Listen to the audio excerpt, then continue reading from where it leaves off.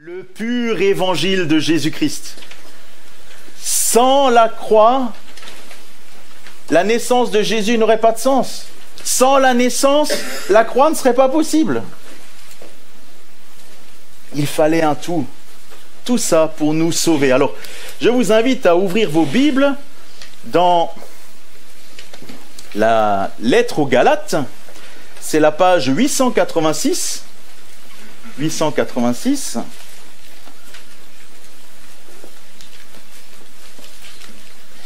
Et nous allons lire les versets 1 à 10. Page 886 sur les Bibles de l'Église. Lisons. Paul, apôtre, non de la part des hommes, ni par un homme, mais par Jésus-Christ et Dieu le Père, qui l'a ressuscité des morts, et tous les frères qui sont avec moi aux églises de la Galatie. Que la grâce et la paix vous soient données de la part de Dieu le Père et de notre Seigneur Jésus-Christ, qui s'est donné lui-même pour nos péchés, afin de nous arracher du présent siècle mauvais, selon la volonté de notre Dieu et Père, à qui soit la gloire au siècle des siècles. Amen. Je m'étonne que vous vous détourniez si promptement de celui qui vous a appelé par la grâce de Christ pour passer à un autre évangile. Non pas qu'il y ait un autre évangile, mais il y a des gens qui vous troublent et qui veulent altérer l'évangile de Christ. Mais si nous-mêmes, si un ange du ciel annonçait un évangile s'écartant de celui que nous vous avons prêché, qu'il soit anathème. Nous l'avons dit précédemment, et je le répète à cette heure, si quelqu'un vous annonce un évangile s'écartant de celui que vous avez reçu, qu'il soit anathème. Et maintenant, est-ce la faveur des hommes que je désire ou celle de Dieu? Est-ce que je cherche à plaire aux hommes? Si je plaisais encore aux hommes, je ne serais pas serviteur de Christ. Jusqu'ici, la première lecture, et nous nous tournons vers les Actes des Apôtres au chapitre 13. C'est à la page 839 pour ceux qui ont la Bible Ésaïe 53 de l'Église. Page 839. Acte 13. Et nous allons lire du verset 16 au verset 39.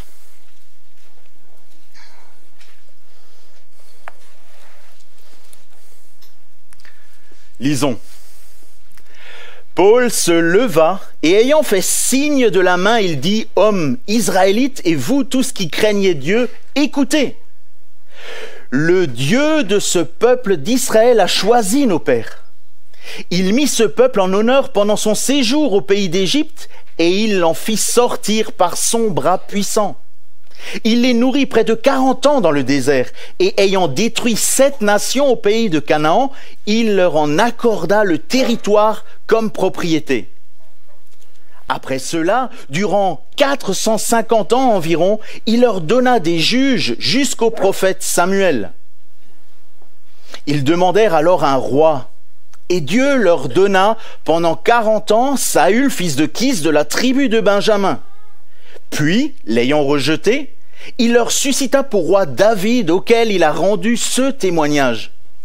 J'ai trouvé David, fils d'Isaïe, homme selon mon cœur, qui accomplira toutes mes volontés. C'est de la postérité de David que Dieu, selon sa promesse, a suscité à Israël un sauveur qui est Jésus. Avant sa venue, Jean a prêché le baptême de repentance à tout le peuple d'Israël.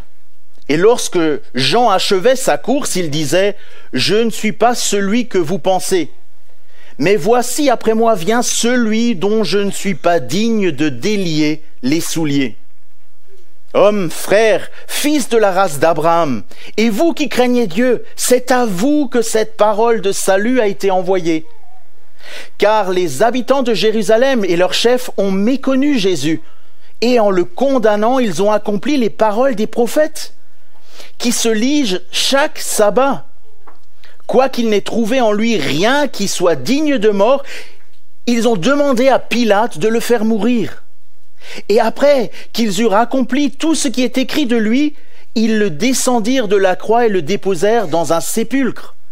Mais Dieu l'a ressuscité des morts. Il est apparu pendant plusieurs jours à ceux qui étaient montés avec lui de la Galilée à Jérusalem et qui sont maintenant ses témoins auprès du peuple.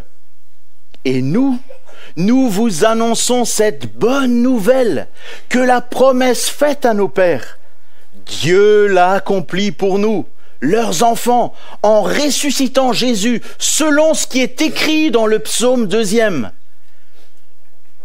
Tu es mon fils, je t'ai engendré aujourd'hui.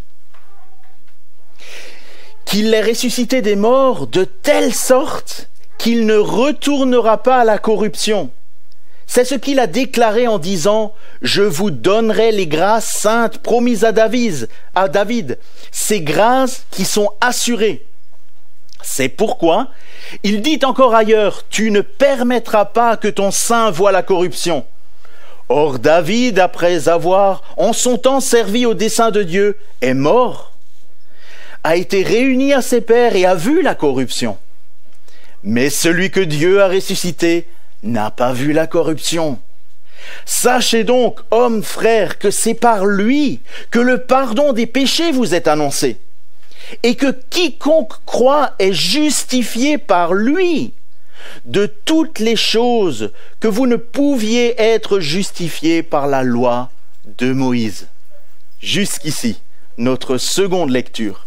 Et nous passons à 2 Pierre, page 928, 2 Pierre 3, page 928, où nous lirons les versets 14 à 18, 14 jusqu'à la fin du chapitre. 2 Pierre 3.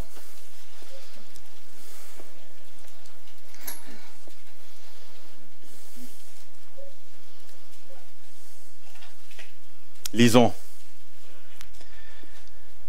C'est pourquoi, bien-aimés, en attendant ces choses, appliquez-vous à être trouvés par lui sans tache et irréprochables dans la paix. Croyez que la patience de notre Seigneur est votre salut, comme notre bien-aimé frère Paul vous l'a aussi écrit, selon la sagesse qui lui a été donnée. C'est ce qu'il a fait dans toutes ses lettres, où il parle de ces choses, dans lesquelles il y a des points difficiles à comprendre, dont les personnes ignorantes et mal affermies tordent le sens, comme celui des autres Écritures pour leur propre ruine. Vous donc, bien-aimés, qui êtes avertis, tenez-vous sur vos gardes, de peur qu'entraînés par l'égarement des impies, vous ne veniez à déchoir de votre fermeté. Mais croissez dans la grâce et dans la connaissance de notre Seigneur et Sauveur Jésus-Christ. À lui soit la gloire, maintenant et pour l'éternité. Amen. Prions.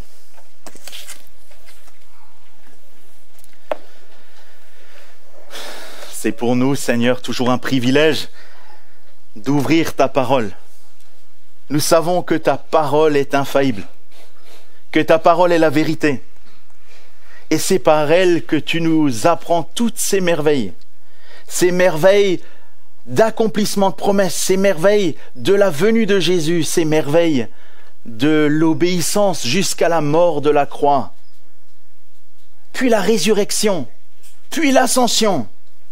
Toutes ces merveilles qui ont été prévues d'avance pour faire de nous ton peuple. Ce matin, Seigneur, reçois notre louange, notre adoration. Et Seigneur, parle encore à chacun de nos cœurs au travers de la prédication de notre frère Epaphras. Nous te prions, Seigneur, de le remplir de ton esprit, de lui donner toute la liberté de parler de ta part. Et que l'Évangile soit cette lumière qui brille dans le monde, que l'Évangile nous rafraîchisse, nous émerveille, nous saisisse. Seigneur, nous te prions de préparer chaque cœur à entendre encore la prédication de ta parole, et que ta parole ne revienne pas à toi sans avoir fait de l'effet dans les cœurs. Nous te prions dans ce sens aussi pour les enfants au milieu de nous qui iront à l'école du dimanche. Nous te prions, Seigneur, d'étendre ta bonne main sur les moniteurs qui s'en occupent, Et Seigneur, permets par ta grâce, comme tu l'avais permis au jeune Samuel, qu'ils puissent apprendre à te connaître dès leur jeune âge. Ô Seigneur, étends ta bonne main sur chacun d'entre eux et montre-leur combien ils ont besoin de toi, combien ils ont besoin du Seigneur Jésus-Christ pour les sauver du péché.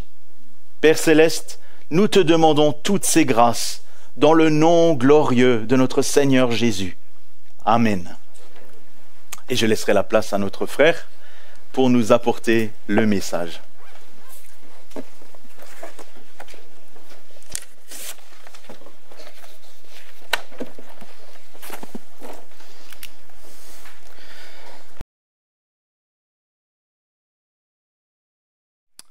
Bonjour à tous.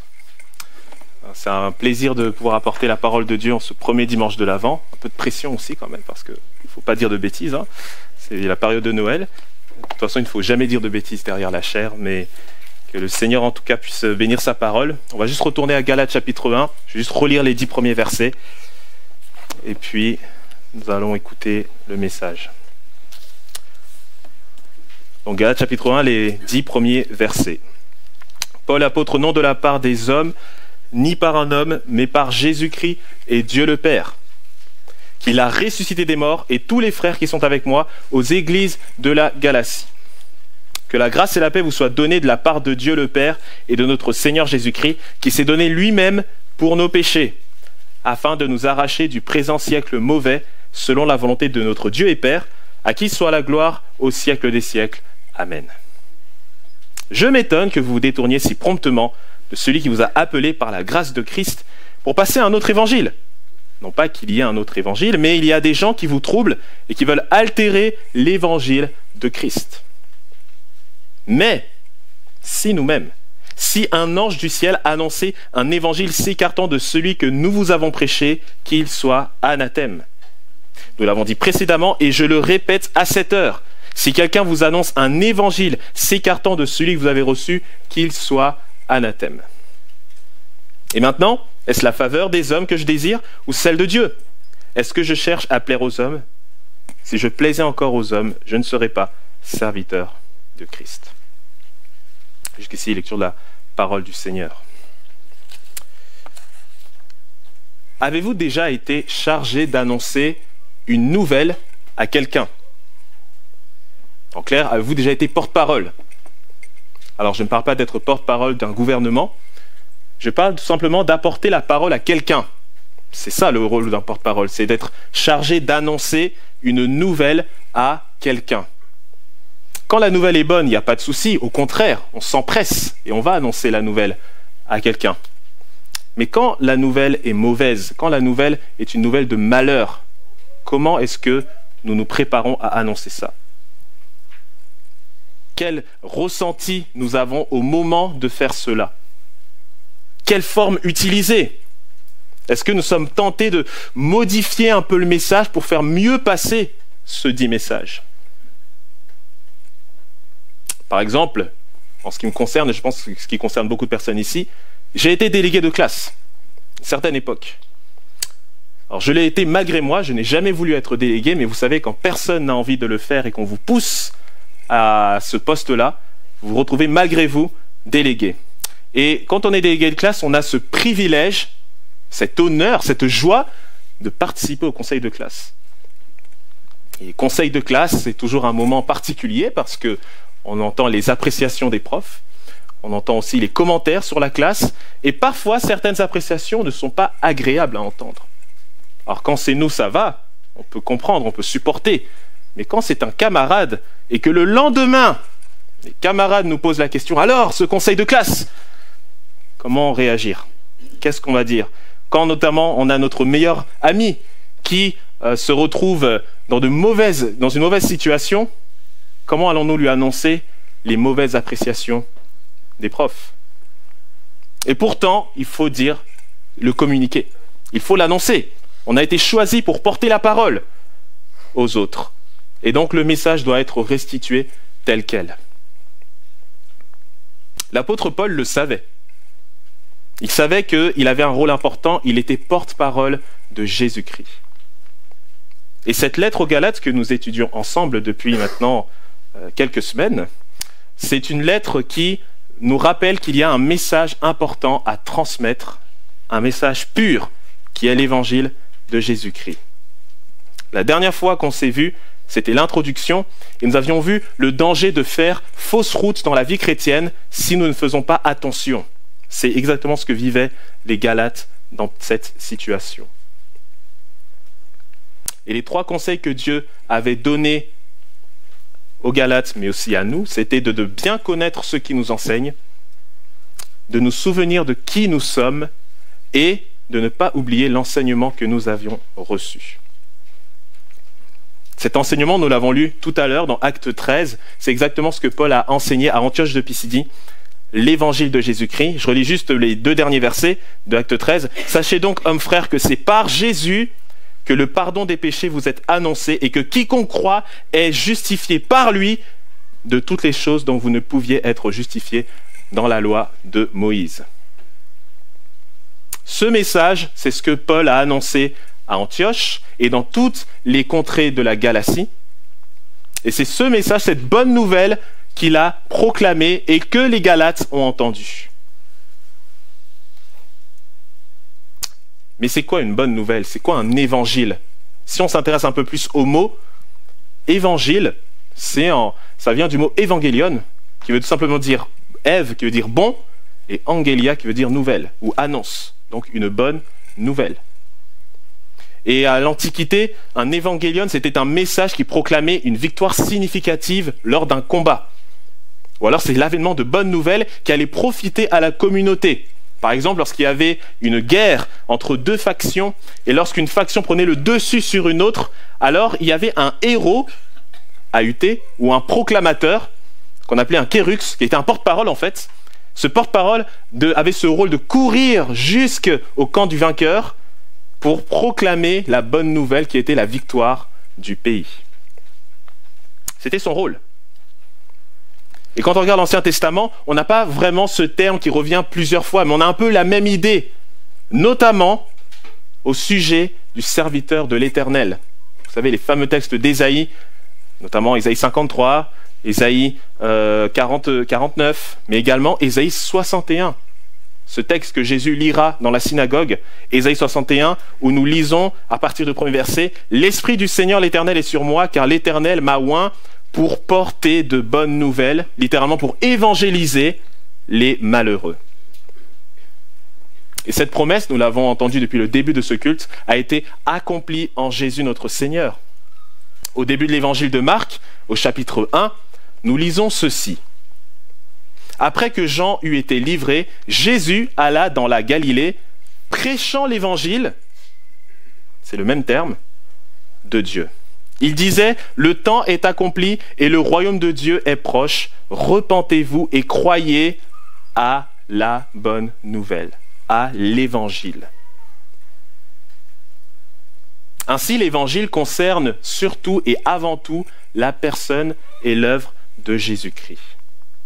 Et c'est même pour ça que Jésus, lorsqu'il va ressusciter des morts et qu'il va parler à ses disciples, va dire ceci à la fin de l'évangile de Luc, au chapitre 24, nous lisons, « Et il leur dit, Jésus, ainsi il est écrit que le Christ souffrirait et qu'il ressusciterait des morts le 3e jour et que la repentance et le pardon des péchés seraient prêchés. » C'est le même verbe qui utilise le mot, le kérux. « Le pardon des péchés serait prêché en son nom à toutes les nations, à commencer par Jérusalem. » L'évangile concerne donc le royaume de Dieu, mais il concerne aussi, donc, je l'ai dit, la personne et l'œuvre de Jésus-Christ. Sa victoire sur le péché, sa victoire sur la mort, sa victoire sur la condamnation qui est au-dessus de chaque être humain, parce que nous sommes tous, vous et moi, désobéissants à Dieu. Mais heureusement qu'il y a cette bonne nouvelle de Jésus-Christ. Et donc la mission des apôtres de Jésus, c'était d'annoncer cet évangile, cette bonne nouvelle à toutes les nations, en commençant par la Judée, jusque dans les 4 coins de la terre. Et donc ils ont fait ça. Acte 2, nous voyons l'apôtre Pierre, première prédication de l'Église, qui annonce la bonne nouvelle. Puis ensuite, on l'a lu, Paul et Barnabas à Antioche de Pisidie, et un peu partout, jusqu'à Rome, l'évangile va arriver. Et on l'a lu là du verset 1 à 10 de Galates chapitre 1, Paul a rappelé des fondamentaux de l'évangile de Jésus-Christ, sa vie, sa venue, sa mort, sa résurrection. Mais il y a un problème, et vous l'avez remarqué avec moi. Au verset 7, nous voyons que Paul dit qu'il y a des gens qui sont en Galatie, qui sont là pour troubler et pour altérer l'évangile de Christ. Ce qui met Paul en colère. Mais qu'est-ce qui a motivé ces faux enseignants d'agir ainsi? Pourquoi ont-ils agi comme ça? Est-ce que même ils ont fait quelque chose de grave? Pourquoi une telle colère de la part de Paul? N'est-ce pas exagéré? Et je dirais même, la grande question qu'on peut se poser ce matin, pourquoi est-ce aussi dangereux de vouloir ou de tenter de modifier l'évangile? En fait, il y a 3 raisons. Et ces 3 raisons seront bien évidemment les 3 points de ce message. Pourquoi est-ce dangereux de vouloir et de tenter de modifier l'évangile? Premièrement, à cause de la paternité de l'évangile. Deuxièmement, à cause de la perspective de la condamnation divine. Et troisièmement, à cause de la poursuite de la crainte de Dieu. Ce sont les 3 raisons pour lesquelles nous ne devons pas modifier l'évangile. Premièrement, la paternité de l'évangile. Revenez avec moi au verset 6 et 7. Nous voyons que Paul bascule après une salutation vraiment merveilleuse où il a rappelé les bontés, les grâces que les Galates reçoivent par Dieu en l'évangile de Jésus-Christ. Il commence en disant « Je m'étonne que vous vous détourniez si promptement de celui qui vous a appelé par la grâce du Christ. » Paul s'étonne, mais cet étonnement, ce n'est pas un reproche. Le mot nous appelle plus à une affliction, une peine, un désespoir, le fait d'être désemparé devant une situation. Parce qu'on doit se demander, mais combien de temps sont passés entre la première venue de Paul en Galatie et la rédaction de cette lettre? Peu de temps en fait, pas beaucoup. Mais assez de temps pour que les chrétiens de la région se laissent séduire par une autre parole que celle de l'apôtre Paul. Ils sont même prompts à abandonner l'évangile apostolique de leur plein gré. C'est pour ça que Paul est étonné. Il est étonné que cet évangile que les Galates ont reçu et qui les a amenés à recevoir la grâce de Christ ne leur suffise plus. Cet appel qui est vraiment cette œuvre du Seigneur dans le cœur lorsque l'évangile est proclamé avec vérité et avec puissance, à l'image de Lydie à Philippe en Acte 16. Vous pourrez lire chez vous, où nous voyons que Paul annonce l'évangile et cette femme qui écoute se laisse convaincre par l'Esprit et se convertit à Jésus-Christ. Paul s'étonne et au verset 7, il dit donc qu'il y a des gens qui sont là pour troubler et qui veulent altérer l'évangile de Christ. Parce que si le Saint-Esprit utilise l'évangile apostolique pour annoncer la bonne nouvelle, comment ça se fait que les faux enseignants annoncent un autre évangile? Est-ce que même il y a un autre évangile? Pour l'apôtre Paul, non, il n'y a pas 2 évangiles. Et ça me paraît évident, parce que s'il y avait 2 évangiles, il y aurait 2 manières d'être sauvé. Et ce n'est pas le cas. Paul dit non, non, non. En fait, ces fauteurs de troubles sont là simplement pour modifier, altérer l'évangile du Christ. Ils sont là pour retourner, littéralement, mettre dans un autre sens l'évangile. Ces faux enseignants présentent une perversion du véritable évangile. Ils ne présentent pas le vrai évangile en lui-même, car il n'y a qu'une seule façon d'être sauvé de la condamnation devant Dieu. C'est par la foi seule, en Christ seul. Alors on pourrait se demander, mais pourquoi alors ces faux enseignants ont quand même voulu modifier l'évangile? Quelle a été leur motivation principale? Laissez-moi vous suggérer peut-être une idée. Peut-être qu'ils se disaient que l'évangile était trop simple. Et oui, parce que les religions et toutes les choses à l'époque de l'Église primitive insistaient sur la contribution humaine pour avoir les faveurs de la divinité. Il y avait des prières aux statuettes, il y avait des sacrifices humains, il y avait de l'encens qui devait être brûlé, il y avait de la prostitution sacrée. Toutes ces choses qui étaient au sein de la société pagano-sémitique, c'était un appel à faire des contributions humaines pour la divinité.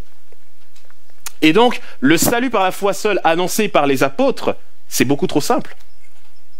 Dieu ne peut pas justement sauver un homme juste parce qu'il met sa foi en un substitut. C'est beaucoup trop simple. Obligatoirement, il doit y avoir nos œuvres. Mais que dit l'apôtre Paul au verset 7 que je relis? Je relis le verset 7. Paul dit que ces gens veulent altérer l'évangile de Christ. L'évangile, ce n'est pas quelque chose de neutre, d'indépendant. L'évangile a un auteur, un propriétaire. Quelqu'un qui l'a conçu d'une telle manière qu'il doit être annoncé de cette manière. Et donc, nous n'avons pas le droit de modifier cet évangile pour l'arranger à notre guise. C'est un peu comme si lorsque vous partiez en vacances, vous décidiez de réserver ce qu'on appelle un Airbnb.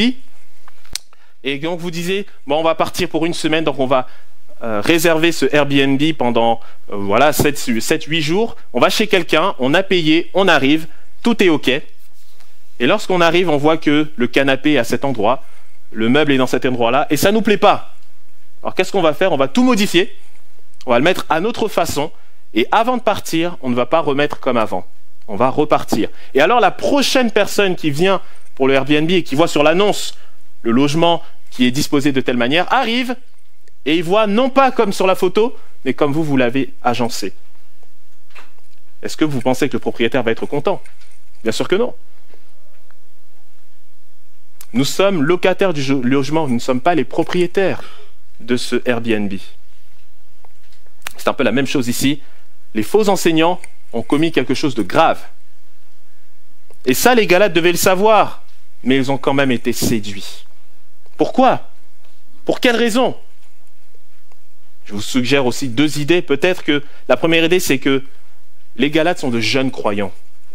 Ils ne sont pas assez matures spirituellement pour résister, pour résister à la forte pression populaire. Et en plus, il y a aussi le judaïsme qui rôde, qui est présent. Il y a beaucoup de synagogues, et le paganisme, comme je l'ai dit tout à l'heure, est assez présent. On a des temples, on a des autels païens, et donc tout cela fait que cette pression exercée sur ces jeunes croyants les amène à être séduits. Et en plus, ce nouveau mouvement qui est lancé par ces faux enseignants est attirant. Et oui, parce qu'on nous dit qu'il faut croire en Christ, qu'il faut respecter la loi de Moïse, et qu'on peut interpréter la liberté chrétienne à notre guise. Et ainsi, ça fait qu'on ne sera pas trop persécuté par les Juifs d'un côté, et qu'on ne sera pas trop persécuté par les païens de l'autre. Une sorte de voie médiane, un en même temps, pour être tranquille.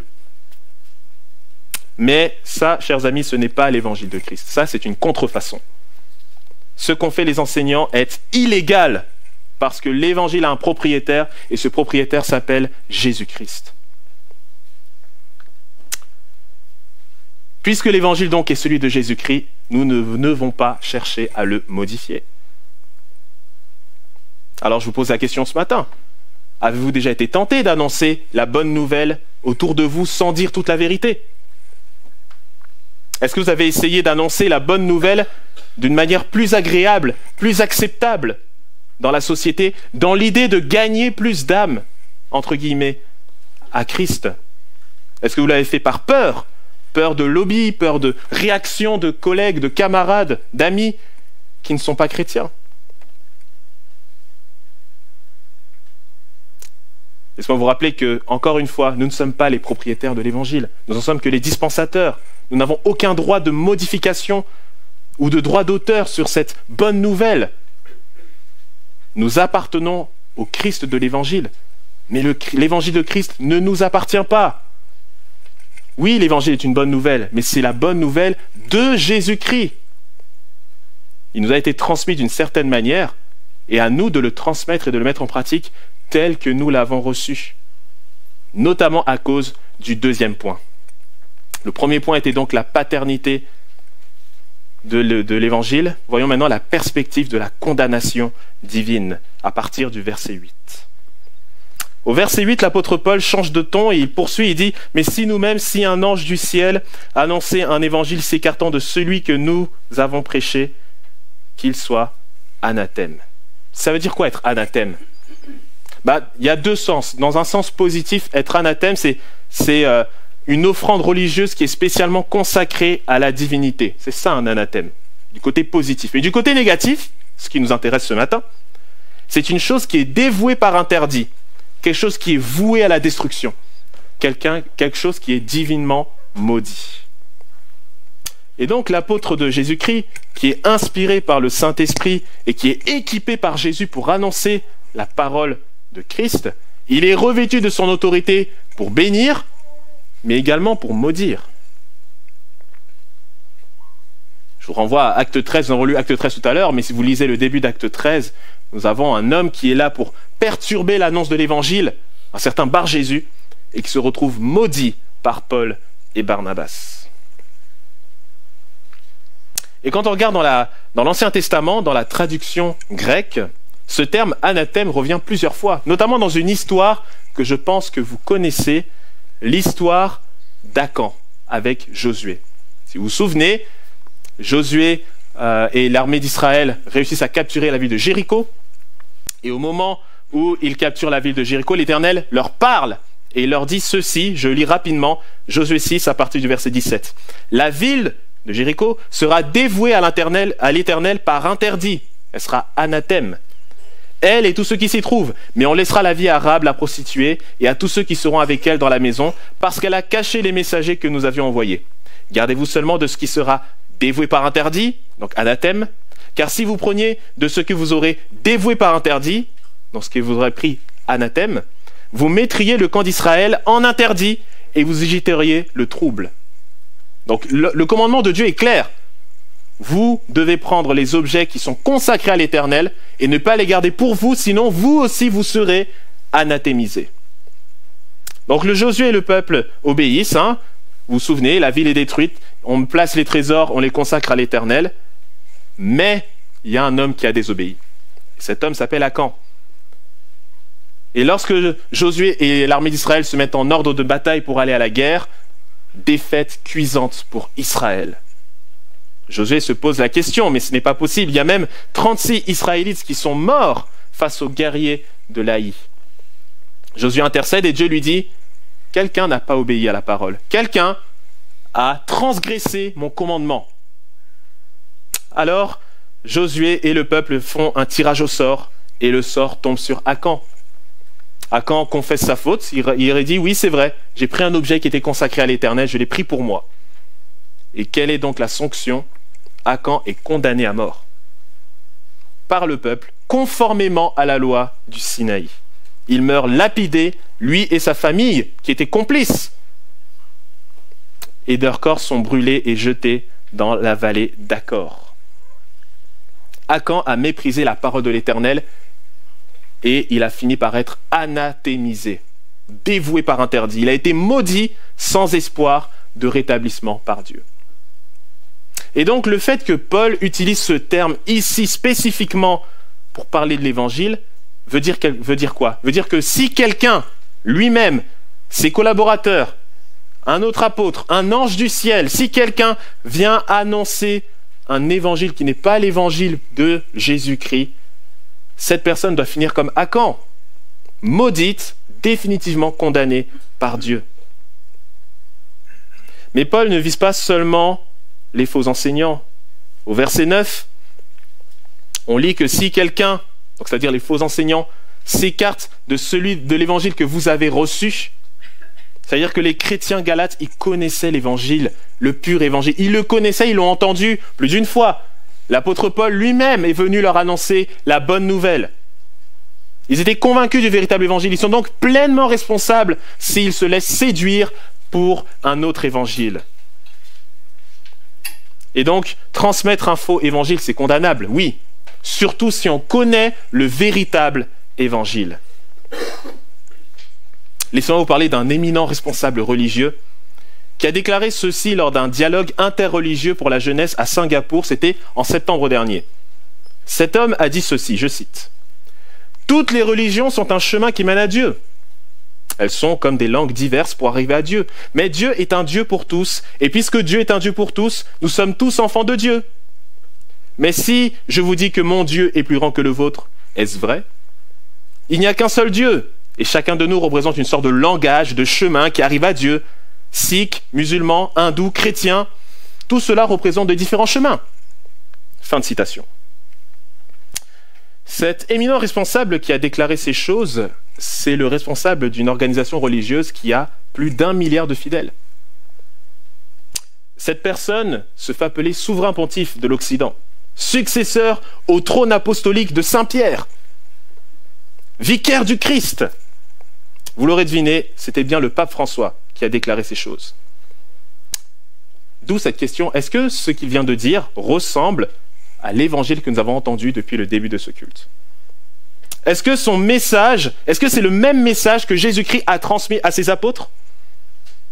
Est-ce que donc, à la lumière de ce que je viens de lire, le pape François doit-il être placé sous l'anathème apostolique pour avoir prononcé de tels propos? Je vous laisse en juger. Rares sont les paroles de l'Écriture qui font froid dans le dos, n'est-ce pas? Pensons notamment à Matthieu 23, lorsque Jésus va annoncer des malédictions aux pharisiens, des paroles dures, des paroles qui font froid dans le dos. Pensons aussi à Matthieu 7. Retirez-vous de moi, je ne vous ai jamais connu. Mais là, l'avertissement est terrible et il est nécessaire. Prêcher un autre évangile que l'évangile de Jésus-Christ fait tomber la malédiction divine sur celui qui le fait. On ne joue pas avec la parole de Jésus. Les conséquences sont terribles. Donc ne tentons pas de modifier l'évangile de Christ. Parce que si le véritable évangile est une bénédiction, le faux évangile, lui, est une malédiction. Pour le prédicateur, mais indirectement aussi pour ceux qui l'entendent, sachant qu'ils connaissent le véritable évangile. C'est pour ça qu'on a lu 2 Pierre tout à l'heure. Parce que Pierre dit ceci aux lettres de Paul, que les lettres de Paul sont parfois difficiles à comprendre, mais il y en a qui exprès viennent tordre le message. Volontairement, et j'insiste sur le volontairement, pour quelle raison? Pour leur propre ruine. Alors peut-être que vous avez déjà entendu des messages, des annonces de la parole, où on vous fait la promotion d'un évangile du développement personnel. Croyez au Seigneur Jésus et vos problèmes seront évacués. Croyez au Seigneur Jésus et vous serez riches. Croyez au Seigneur Jésus et Dieu sera favorable en tout temps pour vous, tout le temps. Attention, chers amis, prêtons attention à ceux qui nous annoncent la parole de Dieu. Est-ce qu'ils enseignent le pur évangile de Jésus-Christ? Si oui, gloire à Dieu, continuons à prier pour eux, qu'ils continuent de le faire, soutenons-les. Mais si ce sont des personnes qui ne le font pas, qui volontairement annoncent un faux évangile, avons-nous assez de courage pour prier que Dieu travaille leur cœur? Avons-nous même assez de courage pour aller parler à ces personnes et leur dire que là, elles font fausse route? Vous-même, avez-vous déjà volontairement voulu renverser ou altérer l'évangile de Jésus-Christ? Pensez aux conséquences d'une telle entreprise et considérez plutôt le 3e point. Après la paternité et après la perspective, voyons maintenant la poursuite de la crainte de Dieu, au verset 10. Et maintenant, est-ce la faveur des hommes que je désire ou celle de Dieu? Paul va utiliser une figure de style littéraire qui est la rhétorique, simplement pour appuyer les 2 premiers points que nous avons vus ensemble. Il dit qu'il va utiliser le verbe, donc on voit, est-ce que je cherche la faveur des hommes que je désire ou celle de Dieu? Est-ce que je cherche à convaincre, à persuader avec la faveur des hommes? Est-ce que je cherche à gagner les bonnes grâces de quelqu'un, quels que soient les moyens? C'est le verbe utilisé ici. Des moyens bons comme des moyens pernicieux. On voit que les faux enseignants en Galatie, ils troublent les Galates, ils les persuadent, ils les séduisent avec des discours qui flattent la chair, mais qui ne suivent pas l'enseignement apostolique. Mais voyez la stratégie de Paul. Si l'évangile, c'est celui de Jésus-Christ, et si la perspective d'être maudit par Dieu est sur la tête de celui qui pervertit l'évangile, l'enseignement que donnent les faux enseignants, ne devrait pas favoriser l'idée d'être bien vu par les hommes. C'est logique. Un apôtre du Christ va évidemment chercher à gagner les bonnes grâces de Dieu et pas les bonnes grâces des hommes, n'est-ce pas? Et pourtant, ce n'est pas ce que font les faux enseignants ici. Avec cette rhétorique, Paul veut chercher à persuader les Galates de discerner la folie d'une telle entreprise. D'annoncer un évangile qui cherche à bien se faire passer en société et non qui cherche à glorifier Jésus-Christ. Paul veut que les Galates regardent non pas forcément à lui, mais également au Christ de l'Évangile, qui lui-même a souffert. Pourquoi ?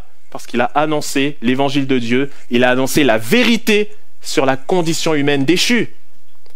Jésus a annoncé la nécessité de revenir à son Créateur. Jésus a annoncé la nécessité de se repentir de ses transgressions.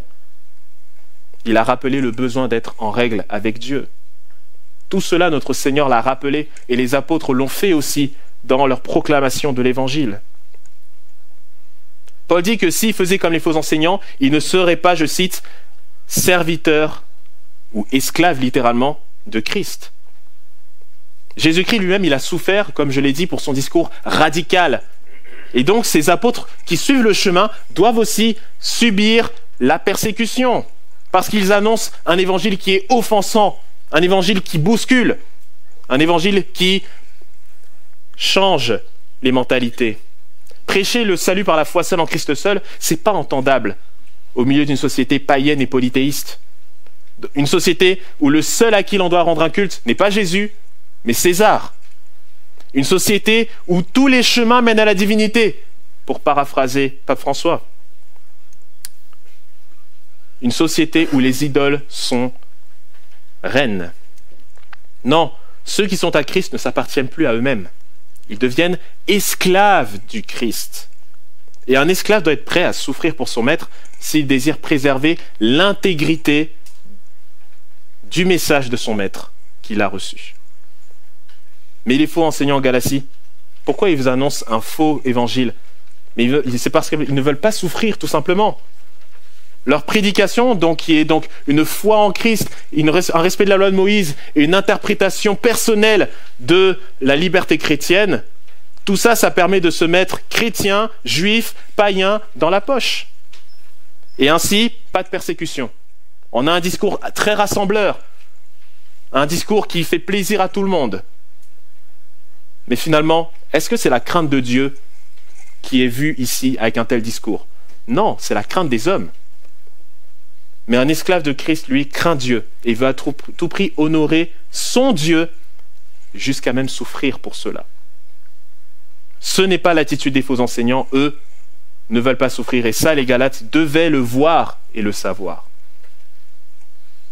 Alors, chers amis, si nous comprenons le message et la valeur de l'Évangile, si même ce dit Évangile nous a amenés à saisir la grâce qui est en Christ, mais ça va nous pousser à honorer l'Évangile, à honorer son auteur, à chercher à le craindre lui et pas à craindre les hommes. Comme le dit le Proverbe 29-25, la crainte des hommes tend un piège, mais celui qui se confie en l'Éternel est protégé. Proverbe 29-25.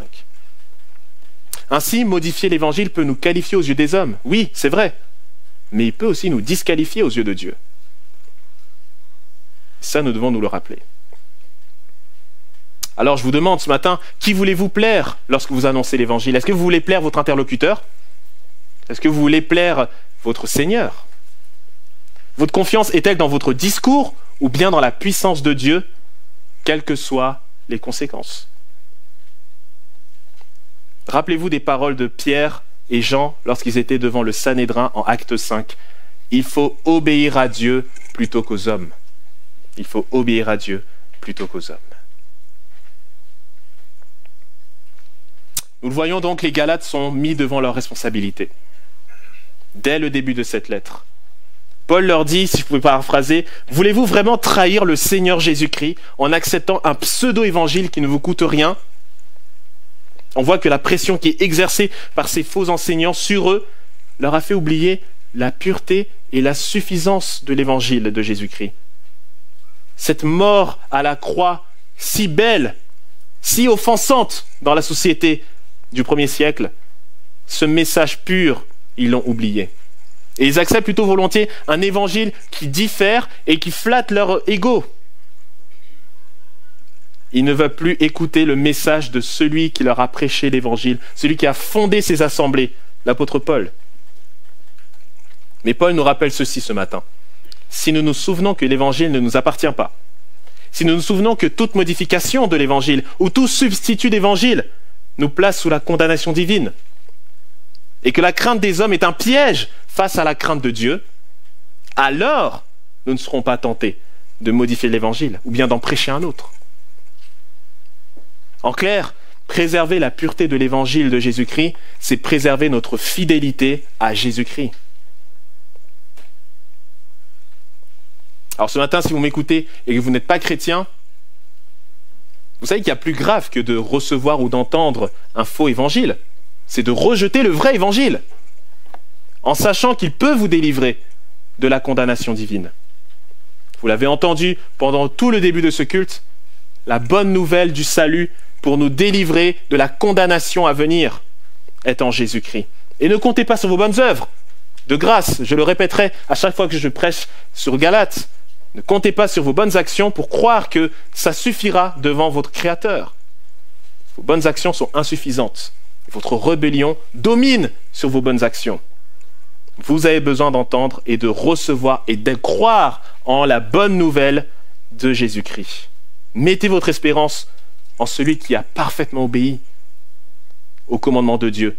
Mettez votre espérance en celui qui est mort à votre place, si vous mettez votre confiance en lui, qui a pris sur lui vos transgressions. Mettez votre confiance en celui qui est ressuscité des morts pour valider son œuvre et pour vous garantir la vie éternelle. Mettez votre espérance en Jésus-Christ, croyant en son pur évangile. Et si vous êtes chrétien ce matin, peut-être que vous vous rendez compte maintenant que vous avez trahi le Seigneur Jésus en annonçant un faux évangile à vos proches. Peut-être que vous craignez ces avertissements. Vous craignez peut-être l'anathème divin, vous dites que mais c'est pas possible, qu'est-ce que j'ai fait? Laissez-moi vous rassurer avec ces paroles de l'apôtre Jean. 1 Jean chapitre 1, verset 9, Jean nous dit « Si nous confessons nos péchés, Dieu est fidèle et juste pour nous pardonner nos péchés et pour nous purifier de toute injustice. Et si quelqu'un a péché, nous avons un avocat auprès du Père, Jésus-Christ le juste. Il est lui-même victime expiatoire pour nos péchés, non seulement les nôtres, mais aussi ceux du monde entier. » Dieu est plein de miséricorde pour ses enfants, plein de grâce.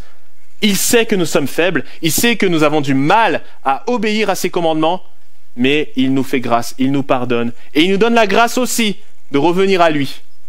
Alors peut-être ce matin c'est le moment de confesser notre péché à Dieu, notre infidélité à Christ, mais avec cette espérance. Le pur évangile nous a sauvés. Le pur évangile nous sauve encore aujourd'hui, et le pur évangile nous sauvera pour l'éternité. Alors en ce premier dimanche de l'Avent, c'est une belle occasion de nous préparer à l'annonce de l'Évangile pour cette période de Noël. C'est une belle occasion de nous rappeler ce beau message que nous avons entendu toute cette matinée. C'est un beau moment aussi pour nous préparer de recevoir encore cette bonne nouvelle de Noël.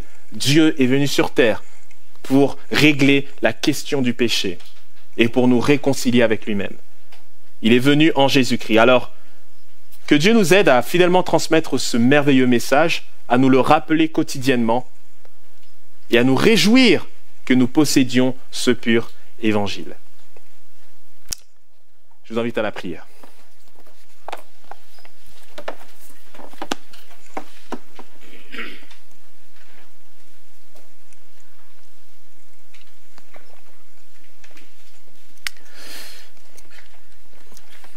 Notre Père, notre Seigneur, nous te bénissons parce que tu es un Dieu fidèle, un Dieu bon, un Dieu agissant, un Dieu qui parle et qui n'est pas resté silencieux. Tu as parlé à ton peuple, tu leur as annoncé une bonne nouvelle, que le Sauveur allait venir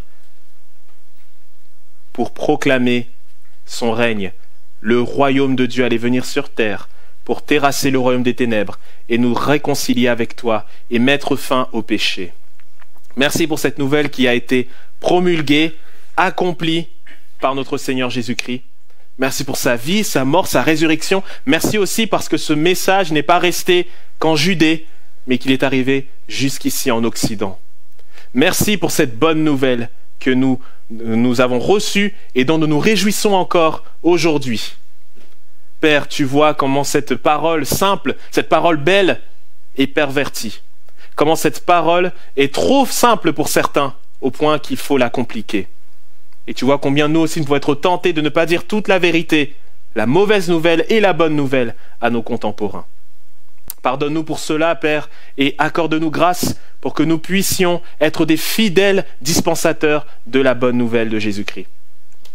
Donne-nous d'être à ton écoute et de prier aussi pour ceux qui nous enseignent ta parole, pour qu'ils le fassent toujours fidèlement, en respectant celui qui leur a confié l'Évangile. Seigneur, que tu puisses nous aider à être attentifs, mais aussi à chercher à te craindre toi et pas craindre les hommes, à ne pas nous soucier des conséquences, mais plutôt à regarder à celui qui maîtrise les temps et les circonstances. Oui, Père, nous nous remettons à toi et nous prions que ta parole fasse encore son travail et son œuvre en cette période de l'Avent, et que nous puissions nous préparer à annoncer la bonne nouvelle de l'Évangile de Jésus-Christ. Loué sois-tu, notre Père, pour ce message, et que toute la gloire te revienne. Amen.